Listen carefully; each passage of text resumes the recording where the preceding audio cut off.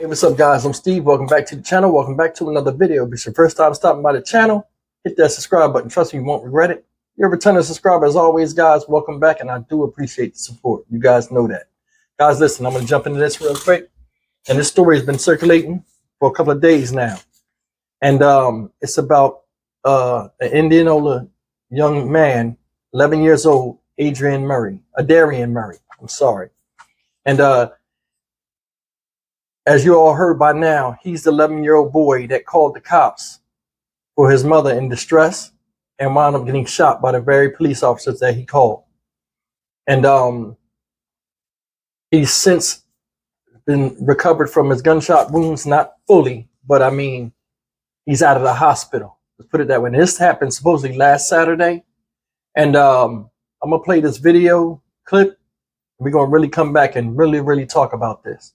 Because, I mean, this right here is something that brings up a topic that's up for debate, and we'll talk about it. Let's go.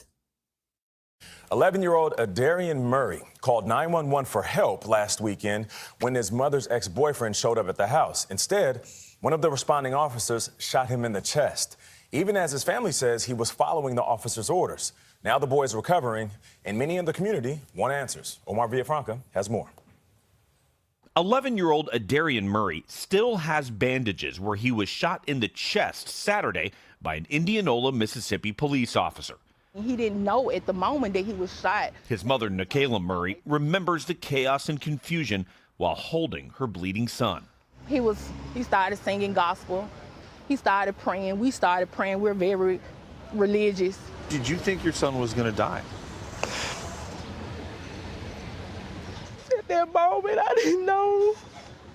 Murray says she asked her son to call 911 after an irate ex-boyfriend showed up to her house around 4 a.m. Saturday morning. When Indianola police arrived, family attorney Carlos Moore says officers banged on the door and told everyone to exit the house. As Adarian was following that order, he went out of his room and went towards the living room. As soon as he got in the living room, he got shot by that same officer that told him to come out. He didn't have anything in his hands or armed or? Nothing. He had nothing. Moore and local media identified the man who shot Murray as Officer Greg Capers. He's currently on paid administrative leave pending an investigation. CBS News reached out to the Indianola Police Department, but they declined to comment. All right, guys, that was the video. And before we all go off on a tangent, I want you to hear me out and let's use level heads on thinking about the situation and take the idea of a child being shot out of it just for a second, even though it is bad. First thing is this. If you listen to what she said, and like to me, it's a lot of questions in this whole thing that need to be answered before anybody can make any kind of judgment call. You know, first thing is this. Said the guy knocked on the door like police do. Boom, boom, boom. Everybody come out of the house. So the police were outside the door. Said as he came out the house, he didn't have anything in his hands. He got shot. This is my first thing, guys. And we don't know until the body cam footage come out, because a lot of tempers are flaring and a lot of emotions are out of whack right now. And people are just shocked that an 11-year-old boy got shot. And I understand that. But my thing is this. You are in the house as a mother, as an adult that's there.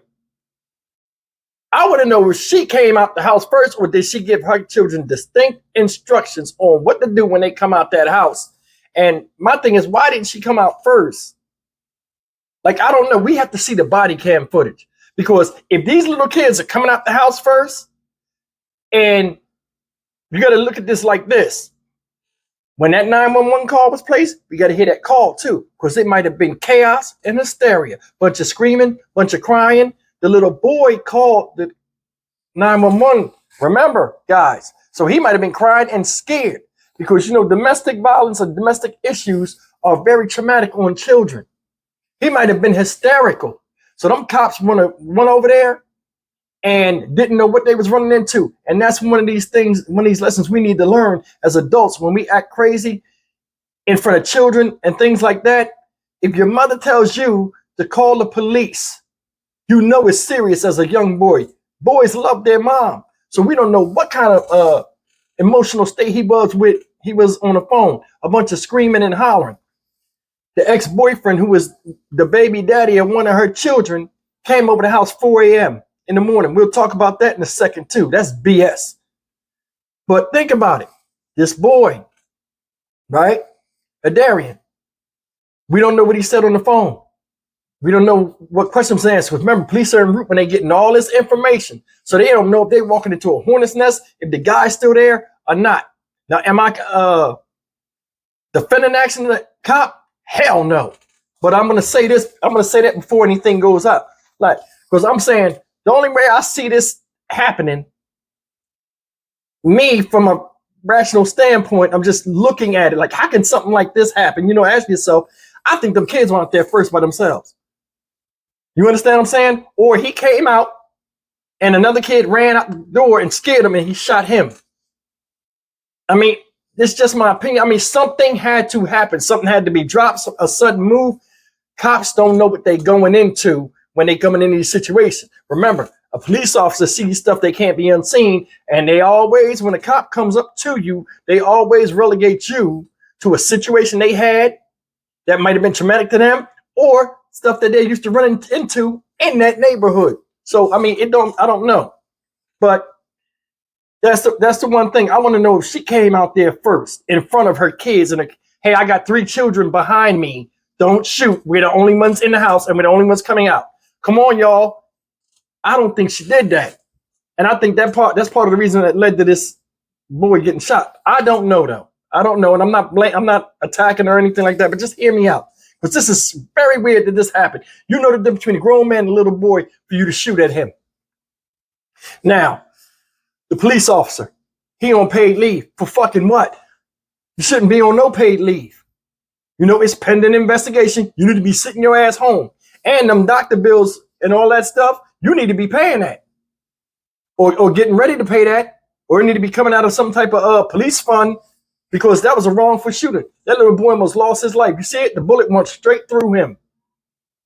Luckily, it hit him in his lung, it collapsed his lung, which is in itself is bad. One lung.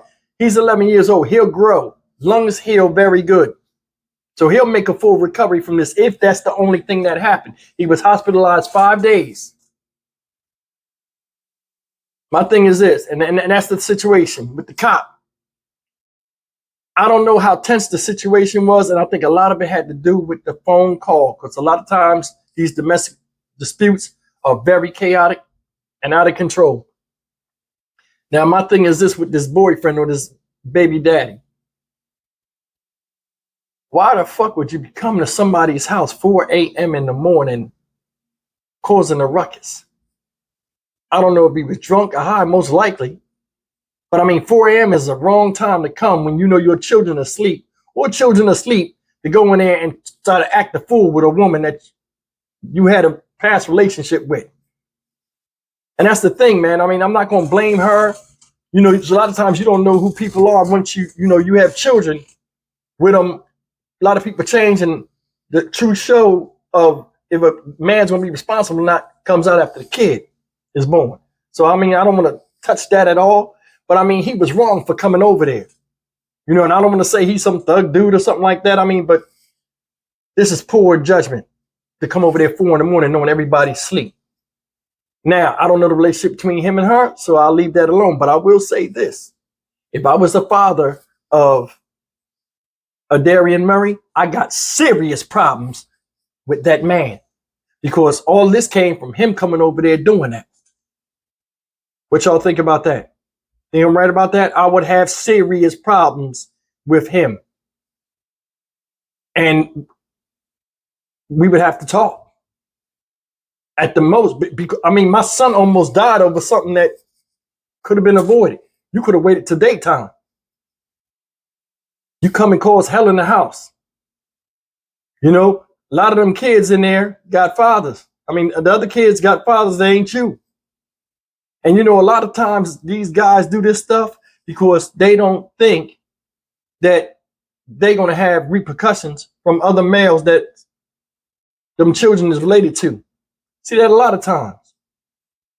All in all, man, this thing, we have to see the body cam footage. And it's messed up to see. Because, I mean, I want to see the body cam footage because this is a strange story. I don't really want to see him shot, you know, per se, a child. But I mean, something here is not right. And before I sit up here and say, oh, the police trigger happy, I don't know. I mean, I'm not going to just condemn the guy, but you know, it's something that's off here.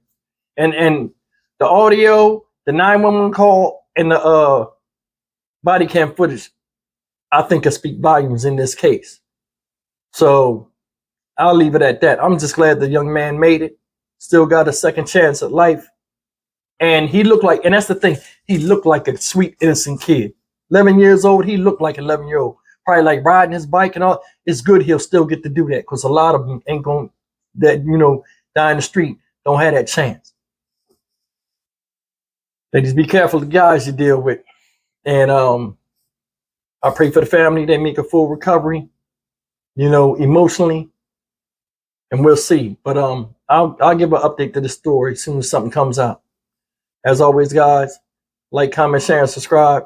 I'll see you in the next video. Take care.